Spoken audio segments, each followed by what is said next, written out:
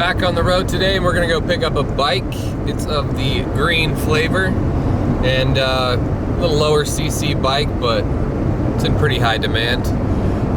Got like a 2-hour drive, so I don't know, 50 bucks or so in gas, especially right now.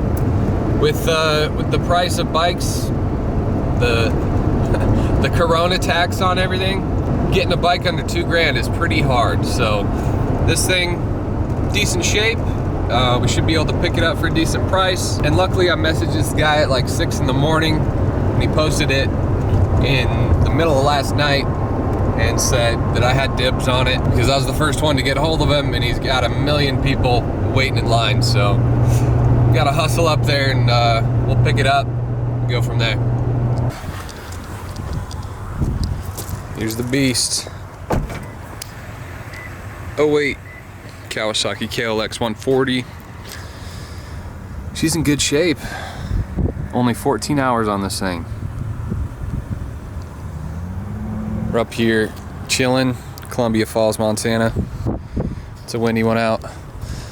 We got a couple upgrades on this. I'll go over the bike when we get back home, but there she be. Looking pretty good. Well, back at the shop, and we got a nice little bike here. There is no title, so had to go through the title process in Montana. Just submitted that paperwork, and then anywhere from like 3 to 6 weeks I'll get that title. But there was somebody on Facebook that put out there looking for a bike similar to this, and I just said I got one, but I won't have the title for 4 weeks. And I told him 2,500 bucks. We ended up meeting at $22.50. So supposedly that deal's gonna go down tomorrow, and honestly I was gonna put an ad up for probably 2,500. I mean, these things were 2,700 brand new back in the day, and this guy is not the big wheel. I mean, it's got some decent sized wheels on it, but it's not the big wheel. It does have just the OG plastics, and I mean, everything looks pretty dang good. You got some brand new Tusk hand guards. This guy, believe it or not, is electric start only. So all you have up here is your on-off switch, and then obviously the choke, and then you have also a run switch there, and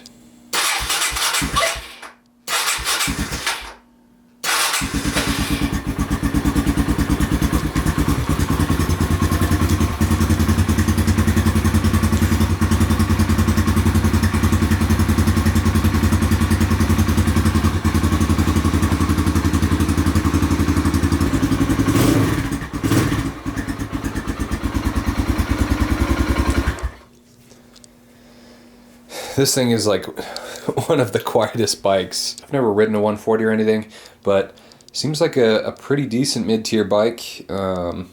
Pretty close to like I would say just like the 125 big wheels, either the TTR 125 or DRZ 125.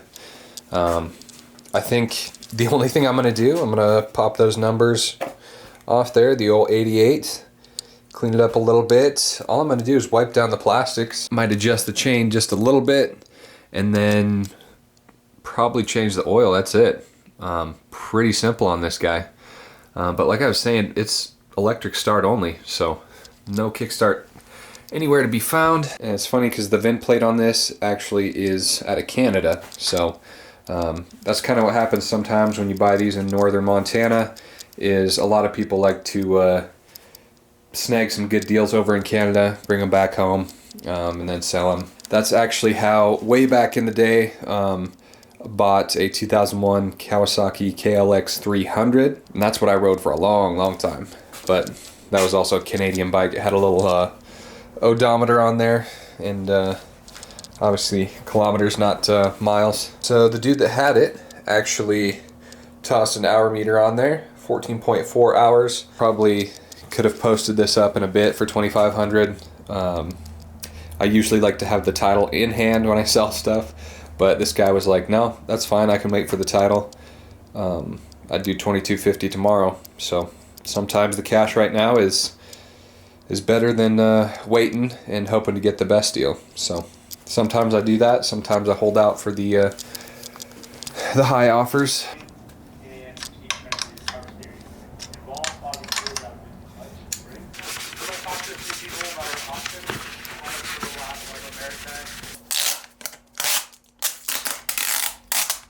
So just popped off the plastics, take a peek under the seat. Everything looks good.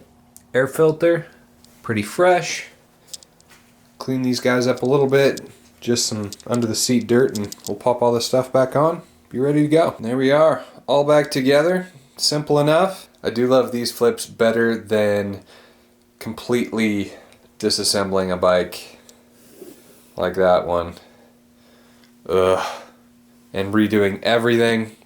Obviously it's rewarding to do that with a bike, but also we're trying to make a little bit of money on the side here, so it's always nice when literally the only thing you have to pay for is some gas money. A couple hours, go pick this bike up, sell it, a few days later, make 750 bucks. So in your area, what are these guys going for? I know the KLX110, CRF 110s, those prices are staying pretty high. Basically somebody will throw some Pro Taper bars on a CRF 110 and then want 3,500 plus bucks for it. Pretty ridiculous. A bike like this is just one of those that just lugs and lugs and lugs. It will climb a lot of stuff. Put on some, I don't know, fresh IRCs on the back or something, you're good to go. Let me know down in the comments if you've ever owned one of these KLX 140s or its big brother KLX 140L. Just slightly bigger wheel size on that. Other than that, appreciate you watching as always. Down in the description, check out Wild Moto Shop. You can pick up a t-shirt, sweatshirt, a couple different options, and then also affiliate links down below. Check them out if you want to go buy some stuff through there. Help the channel out. Appreciate it. Anyway, thanks for watching this quick video. We'll see you in the next one. Peace.